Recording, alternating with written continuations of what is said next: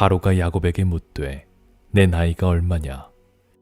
야곱이 바로에게 아뢰되 내 나그네 길의 세월이 130년이니이다. 내 나이가 얼마 못 되니 우리 조상의 나그네 길에 연조에 미치지 못하나 험악한 세월을 보내었나이다 하고 야곱이 바로에게 축복하고 그 앞에서 나오니라. 안녕하십니까? 박세정 목사입니다. 2021년 1월 22일 수요 예배 시간입니다. 성경 인물 연구 세 번째 시간으로 오늘은 야곱에 대해서 우리가 함께 살펴보겠습니다. 오늘 앞서 함께 성경을 보았던 내용을 중심으로 오늘 야곱의 일생에 대하여 한번 살펴보겠습니다. 기존의 많은 성경의 내용들 가운데서는 야곱에 대하여 하나님의 인도하심과 축복에 대한 포커스가 주로 맞추어져 있다면 오늘은 인간 야곱, 한 인간으로서 야곱의 생애를 함께 살펴보도록 하겠습니다. 야곱은 노아의 쌍둥이 또 둘째 아들이자 아브라함의 손자였습니다. 야곱이라는 말은 팔꿈치를 잡은 자라는 말이기도 합니다. 어떻게 보면 그 이름대로 욕망이 많은 자라는 말이기도 합니다. 우리는 성경을 통해서 일반적으로 알고 있는 이 야곱보다 오늘 제가 앞서 말씀드린 대로 인간 야곱에 대해서 한번 살펴보기로 하겠습니다. 한 인간으로서의 야곱이 추구하고자 했던 욕망과 야망, 그리고 하나님과의 관계, 또 그리고 이 야곱의 가족 간의 관계를 한번 살펴보겠습니다. 먼저 오늘 본문의 핵심인 창세기 47장 9절 말씀을 한번 더 살펴봅니다. 야곱은 마지막에 죽은 줄로만 알았던 요셉을 다시 만나게 되고 애굽 총리가 되었던 이 자신의 사랑하는 아들 요셉이 바로 앞에서 아버지를 데리고 갔습니다. 그리고 이제 바로가 야곱에 대해서 묻습니다. 당신은 어떤 사람입니까? 라고 물었을 때 야곱은 자신의 향하여 바로에게 이런 말을 했던 겁니다. 창세기 47장 9절 말씀입니다. 야곱이 바로에게 아뢰되 내 나그네 길의 세월이 130년이니이다. 내 나이가 얼마 되지 못되니 우리 조상의 나그네 길의 연조에 미치지 못하나 험악한 세월을 보내었나이다. 이렇게 고백하고 있습니다. 오늘 이 본문을 가지고 야곱 전체 인생을 한번 돌아다 보겠습니다. 야곱은 총 147세에 죽은 것으로 우리가 알고 있습니다. 그가 나이 130세가 될 때까지 그의 인생을 돌아보면 야곱은 그 어떤 성경에 나오는 인물보다도 파란만장한 인생을 살았다고 볼 수 있습니다. 먼저 가족 관계를 살펴보면 앞선 것 반대로 아브라함이 할아버지였고 아버지가 이삭이었습니다. 야곱은 쌍둥이로 태어났습니다. 그의 형의 이름은 에서입니다. 야곱의 인생을 크게 두 부분으로 나눌 수 있는데 야곱의 인생 1막은 바로 형 에서로부터 장자권과 축복권을 빼앗아 도망하게 됩니다.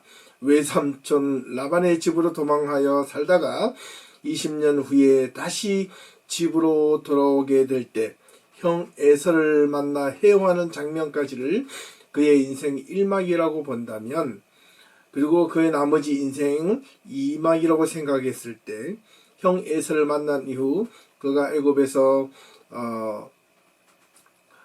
아들 요셉과 함께 살다가 죽을 때까지 그 마지막 여정을 2막이라 볼 수 있습니다. 야곱의 인생 1막은 형 에서와의 장자 명분을 쟁취로 인하여 어머니 리브가의 도움으로 인하여 삼촌 라반의 집으로 도망을 가게 됩니다. 도망을 가는 동안 야곱은 그저 자기 형의 눈을 피해 자신의 목숨만이라도 부지할 수 있다면 좋겠다라는 생각을 했던 것입니다. 그리고 삼촌 라반의 집에 제대로 된 대가에서 받지도 못한 채 20년 동안 종노릇과 같은 생활을 하면서 절호의 기회를 얻게 됩니다. 삼촌 라반의 딸 라헬을 사랑하게 되었으나 뜻하지 않게 그의 누이 레아를 먼저 결혼하게 되지요. 그리고 이에 더하여 자기가 원래 사랑하였던 라헬 그리고 두 여종까지 아내로 맞아들이고 급기야는 10명 이상의 자식을 낳게 됩니다. 정확하게는 11명이죠. 그곳에서 20년 동안 생활하다가 삼촌 라반의 집에서 대가족을 이루었지만 삼촌 라반의 집에서 떠나야만 하는 상황에 내몰려졌습니다. 야곱은 가족과 함께 삼촌 라반과 함께 제대로 된 어떤 이별의 작별의 인사도 나누지 못한 채 허겁지겁 삼촌 라반의 집을 다시 도망치듯 나오게 됩니다. 그리고 오도 가도 갈 데가 없어서 아버지의 집 이삭의 집으로 귀환하게 되는데 20년 동안 그가 평생 마음속에 담아두었던 그 걸림돌이 있었습니다. 그는 바로 형 에서였습니다. 도망가고자 했던 이유가 바로 형 에서 때문이었기 때문입니다. 야곱은 형 에서로부터 자기의 야망을 이루기 위하여 장자권과 축복권까지 모두 빼앗아 버리고 형 에서가 분노에 차 동생을 죽이려 하자 어머니의 도움으로 외삼촌 집으로 도망을 하게 되었던 것입니다. 그로부터 20년의 세월이 흘러 대가족을 이루고 아버지 집으로 돌아가게 되었을 때 또 돌아오는 동안 한 가지 중요한 소식을 듣게 됩니다. 형 에서가 장정 400명을 거느리고 동생을 만나러 나온다는 소식이었습니다. 이 소식을 들은 야곱은 을의 겁을 먹고 정말 두려워 떨게 됩니다. 그리고 야복 강가에까지 이르게 되었을 때 그는 도저히 형을 맞이할 마음의 준비가 되지 못했던 것 같습니다. 그래서 이 야곱은 그의 모든 식솔들을 다 먼저 앞서 떠나보내고 자신이 홀로 남아 마지막 하나님께 간구의 기도를 드립니다. 그때 어떤 사람이 나타나 야곱과 씨름하더니 그 어떤 사람을 흔히 천사라고 우리는 명칭을 합니다. 야곱은 끝끝내 그 씨름하던 자를 붙들고 놓아주지 않습니다. 자기를 살려주고 자기를 도와주지 않으면 자기가 죽을지언정 그것을 놓지 않겠다 하여 야곱이 환도뼈를 치기까지 끝까지 씨름합니다. 결국 야곱이 그를 놓아주지 않자 천사가 이렇게 이야기를 합니다. 내 이름이 무엇이냐? 야곱입니다. 이제는 더 이상 너를 야곱이라 부르지 않고 이스라엘을 하리라. 그리고 야곱을 축복하고 떠나갑니다. 야곱은 그것 때문인지 마음을 정리하고 야복강가를 건너 형 에서를 만났을 때 너무나 놀라운 반전이 일어납니다. 그동안 그렇게 두렵고 떨었던 형 에서의 행동이 자기가 생각했던 것과는 전혀 다른 모습으로 환대를 해주게 됩니다. 야곱은 형 에서의 환대에 힘입어 아버지의 집으로 돌아와 정착을 다시 하게 되었습니다. 자, 이것이 인생 1막이었습니다. 예. 하지만 그의 인생 2막에는 지금처럼 가졌던 어떤 새로운 반전이 일어났던 것보다 더 큰 반전이 일어나게 됩니다. 그 반전은 기쁨과 감사와 행복보다는 어떻게 보면 가족 사이에서 가장 큰 불행의 역사가 시작된다고 볼 수 있겠습니다. 먼저 그의 딸 디나가 바깥에 나갔을 때 히위 족속 하모리 아들 세겜으로부터 청혼을 받게 되지만 디나가 거절합니다. 그러자 강제로 딸 디나를 동침하게 한 이에 이 디나와 함께 결혼을 하기 위해서 야곱에게 찾아옵니다. 이 동생이 급탈을 당하였다는 소식을 듣게 되자 야곱의 네 아들이 그 세겜 족속을 몰래 쳐들어가 그들을 몰살시키고 그가 가졌던 모든 전리품을 취하고 돌아오게 됩니다. 아버지 야곱은 그 사실을 듣고 비통에 빠집니다. 그리고 이어서 야곱이 그 내 아내 중 가장 사랑했던 라헬이 마지막 아들을 낳는 동안 마지막 그의 아들 베냐민을 낳고 나서 죽게 됩니다. 그의 사랑하는 아내를 떠나보내게 되지요. 그리고 그가 평생 살아가면서 12명의 자녀 가운데 가장 사랑했던 자식 이름이 바로 요셉이었습니다. 그런데 이 요셉마저도 형들의 시기에 의해서 애굽으로 팔려가는 신세를 맞게 됩니다. 물론 그것이 하나님의 또 다른 섭리에 의해서 이루어졌다고 볼 수 있겠지만 이 야곱의 입장으로 봤을 때 형들은 야곱을 동생 요셉을 죽이지 않고 애굽으로 팔아넘긴 뒤 그의 옷에 피를 적시고 아버지께로 가져와서 동생이 맹수에 물려 죽었다는 거짓을 내놓게 됩니다. 이때 아버지 야곱의 심정은 어떠했겠습니까? 그가 나중에 훗날 기근이 들어 애굽에서 내려가 아들 요셉을 만나기까지 아버지의 마음은 참으로 비통하고 침통한 나라를 보냈던 것은 분명합니다. 자기의 아버지의 집 이삭의 집으로 돌아와서 이제는 편히 쉬고 행복한 나날이 기다릴 줄 알았었는데 자기가 그토록 추구했던 이 장자권 그리고 축복권을 통해서 자기는 여생을 편안하게 살 줄 알았는데 가정사적으로 오히려 더 큰 불행을 맞이하게 된 것입니다.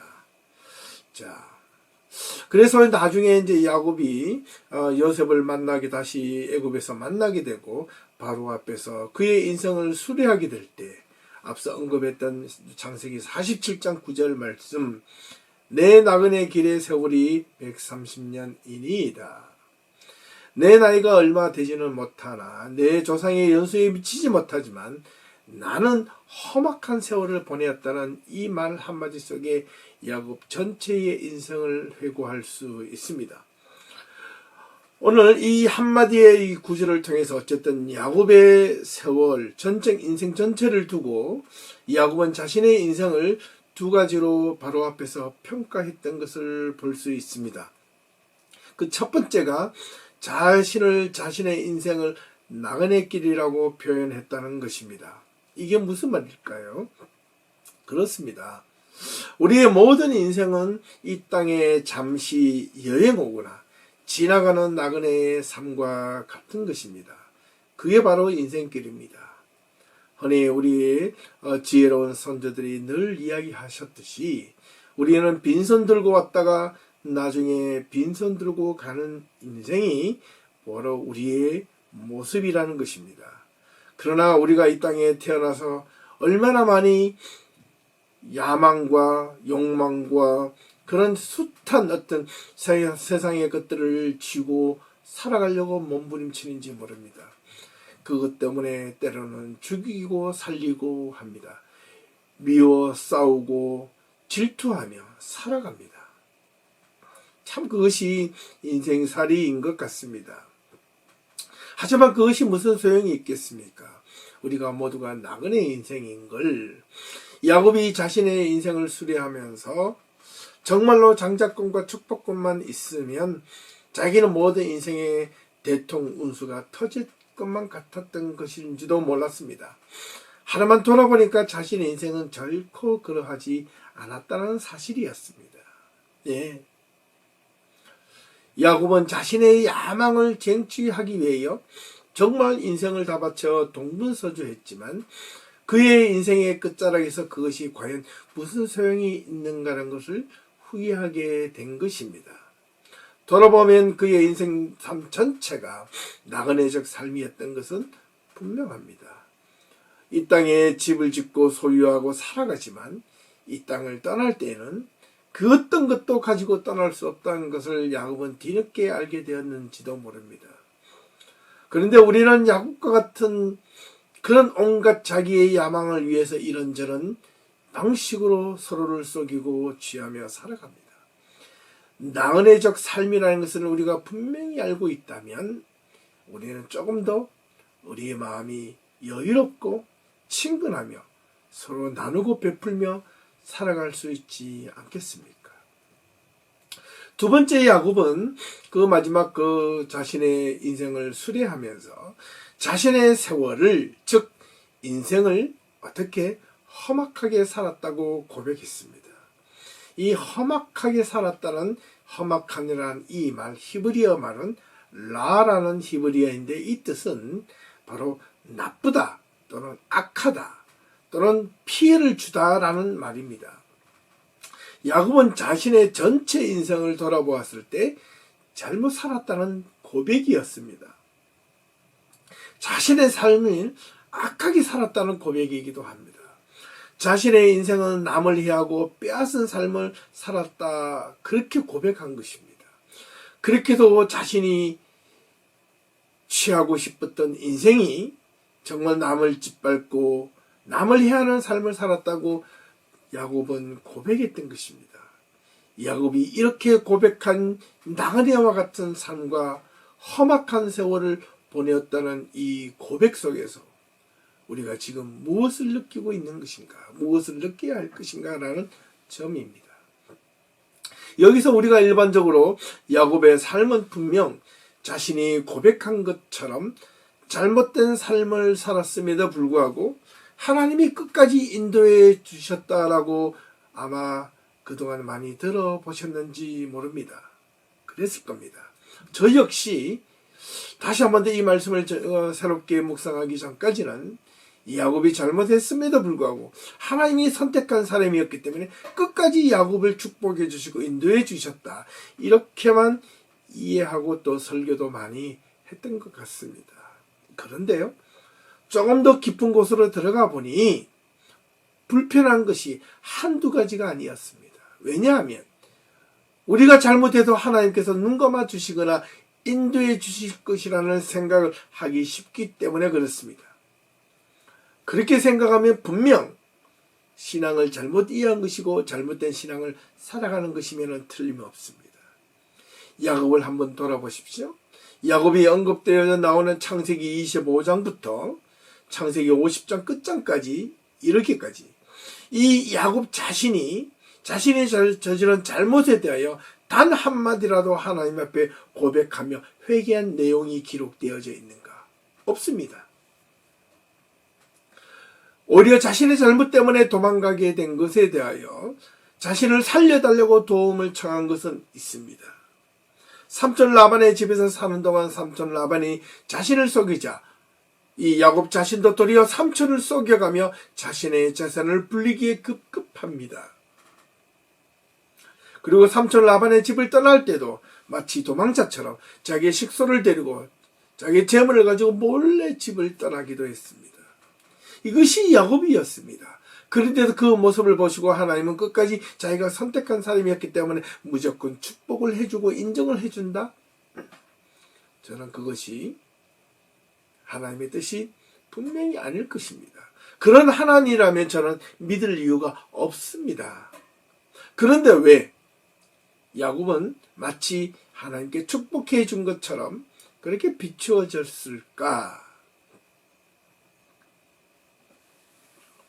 야곱은 자신의 형이 자기를 맞이하러 온다는 소식을 듣고 어떻게 보면 참 비열하지 않습니까?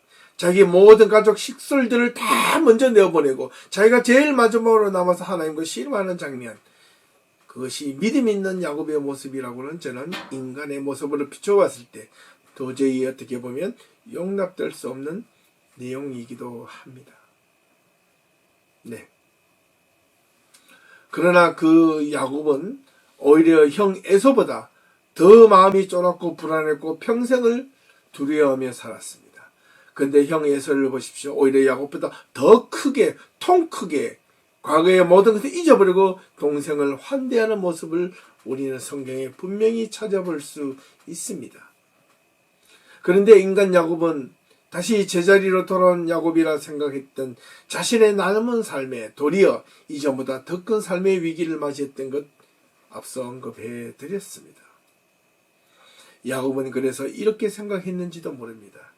자신의 딸이 강간당했을 때 급탈을 당하였을 때, 그리고 아내가 자식을 놓다가 죽게 되었을 때, 그리고 마지막으로 자신의 사랑하는 아들 요셉이 죽었다는 소식을 들었을 때 그 모든 죄값이 자신에게 돌아온 것이라고 생각했는지도 모릅니다.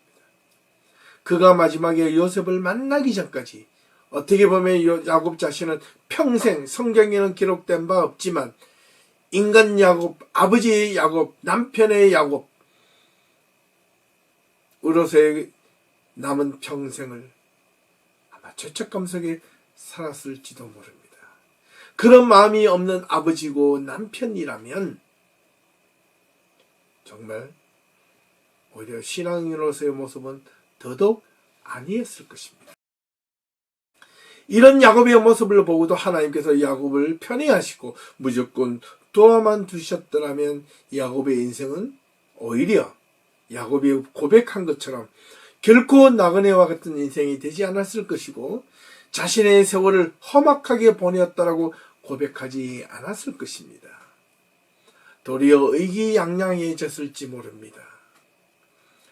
하지만 야곱의 인생 1막과 2막이 있어서 1막은 하나님이 어떻게 보면 지켜주셨다라고 생각되었을지 모르나 그의 인생 2막에는 그것이 아니었구나라고 생각했을 수도 있다는 말이옵니다.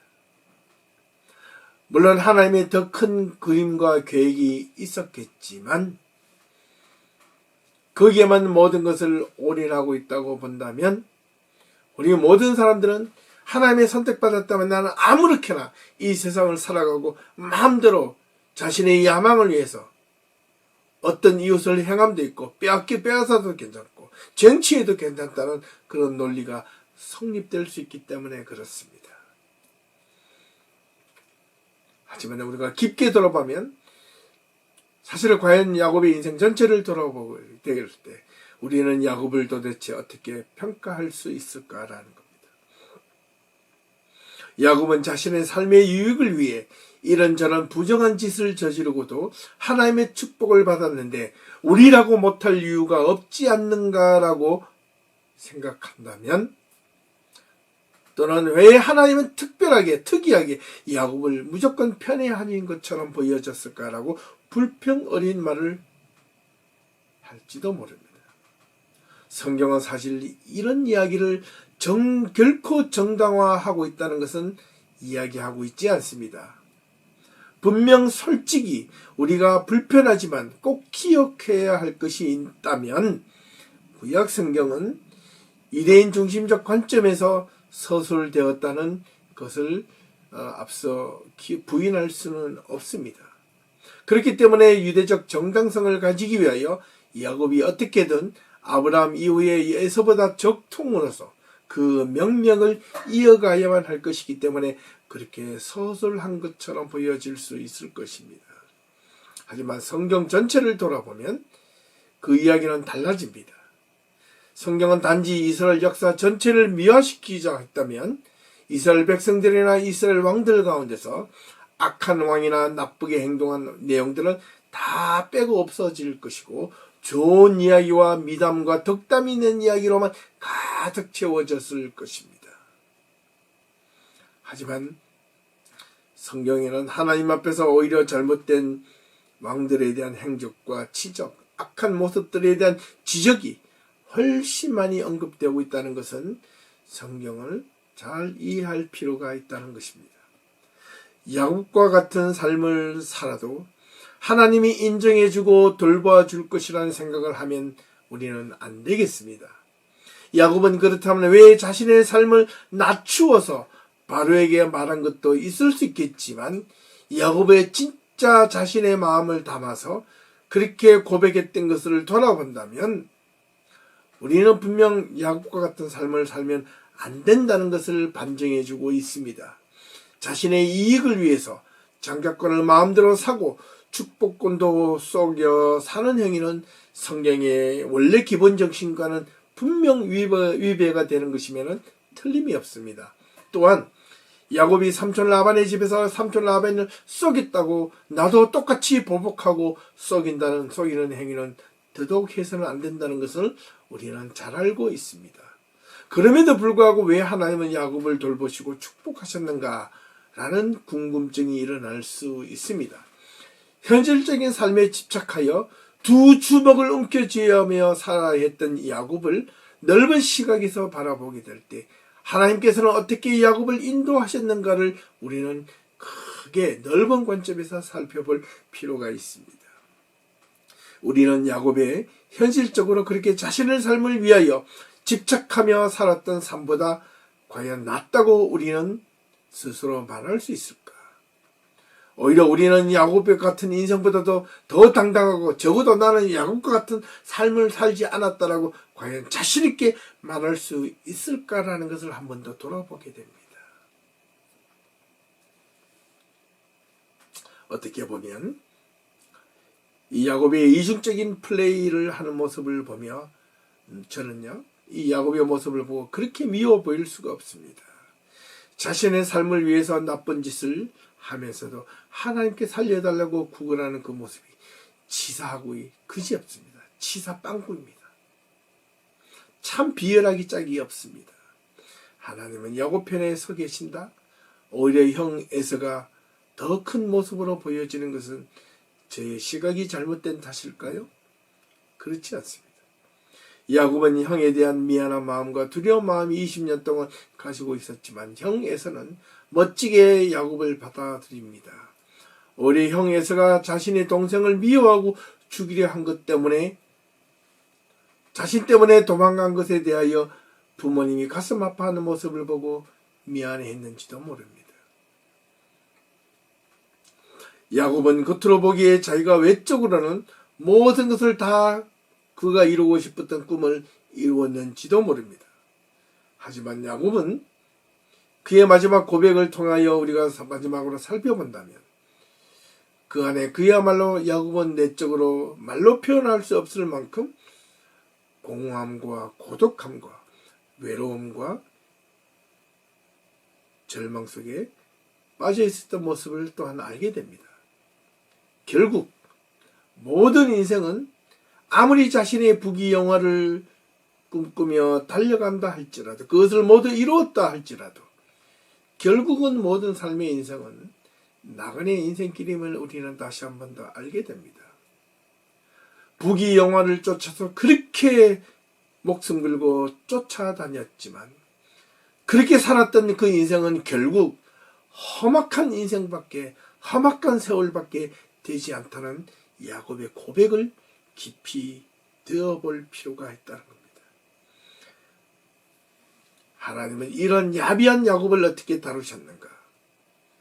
꾸짖음보다는 그의 행위를 암묵적으로 인정해 주셨다라기보다는 야곱의 행위가 스스로 돌이킬 수 없는 행위에 대한 대가 역시 그의 말년 인생의 이막에 있어서 그에게 주어졌다는 사실을 우리는 기억할 필요가 있습니다.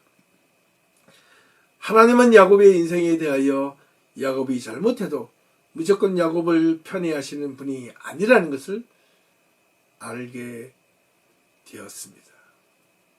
하나님은 야곱 같은 그런 이기적인 자들에게까지도 자신이 지은 잘못에 대한 대가를 치루어서라도 하나님께 끝까지 돌아오게 하는 그를 품으시는 하나님이심을 우리는 다시 한번 알게 됩니다. 저는 오히려 야곱과 같은 인생을 사지 말 것을 당부하고 싶습니다. 도리어 비록 야곱처럼 살지는 못하고 그가 장자권과 축복권을 가지지는 못해도 우리는 신실하게 살 필요가 있고 우리는 정직하게 살 필요가 있고 우리는 진실되게 신앙 가운데 믿음 가운데 살 필요가 있음을 야곱을 통해서 배우게 됩니다. 이 한 해 동안 우리가 때로는 우리의 삶이 더 힘들고 어려운 상황에 내몰려진다 할지라도 우리는 야곱처럼 살지 말아야 합니다. 도리어 야곱도 도와주시는데 나는 왜 정직하게 살아도 안 도와주시는가라고 오히려 비교해서도 안 되겠습니다. 도리어 그것은 야곱보다 더 옹졸한 모습일 수 있습니다. 분명한 사실은 우리가 야곱처럼 살면 안 된다는 것입니다.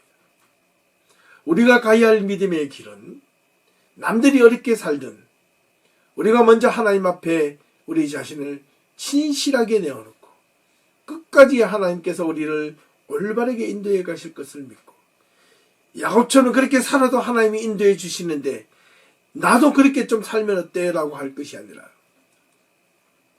나는 야곱처럼 살지 않을지라도, 내 삶이 힘들고 더 어려울지라도 하나님은 나를 인도해 주실 것이고 나와 함께 해 주실 것이라는 공평하신 하나님이심을 믿고 우리는 이 한 해를 힘있게 살아갈 수 있어야 하겠습니다.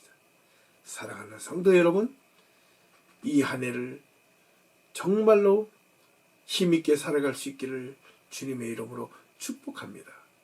또 여러분의 삶 앞에 하나님의 선한 인도하심이 항상 있기를, 그 인도하심을 경험하는 우리 모든 성도님들이 될 수 있기를 주님의 이름으로 축복하며 오늘 말씀을 마치도록 하겠습니다. 감사합니다.